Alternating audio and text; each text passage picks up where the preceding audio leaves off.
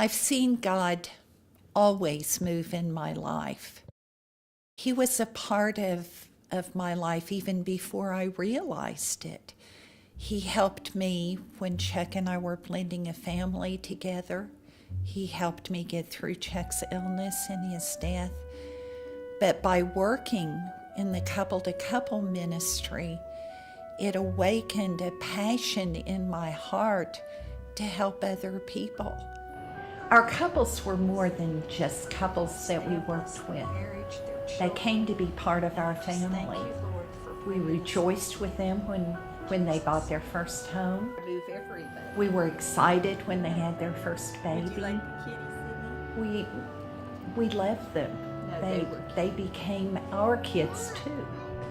One of my most vivid memories is attending the wedding of one of our couples. The bride's father looked for us after the wedding to thank us for working with his daughter.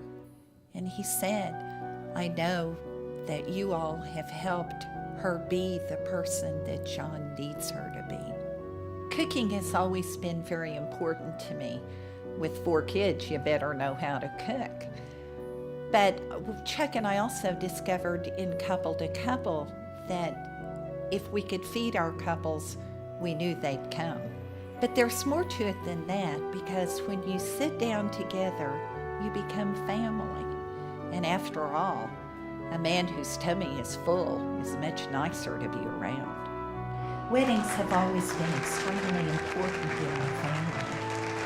When Joseph became engaged to Amy had lost her father several years before, and Chuck became that father that she needed.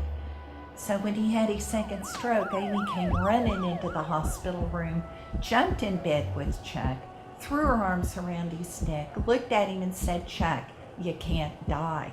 You have to dance with me at my wedding. There's nobody else." Well, Chuck became like a man possessed. He was going to dance at that wedding regardless of what happened. And I will always believe that God gave us that extra time.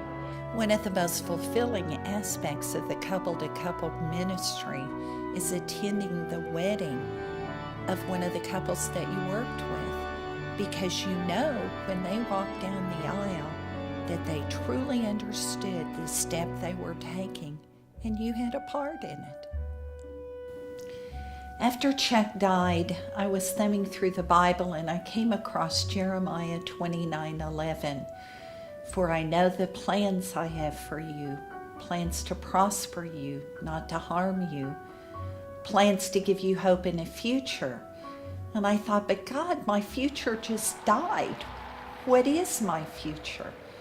And it was then that I realized that God had always prospered me and led me, and that even though Chuck was gone, he still had a plan for me, for my future, for my hope.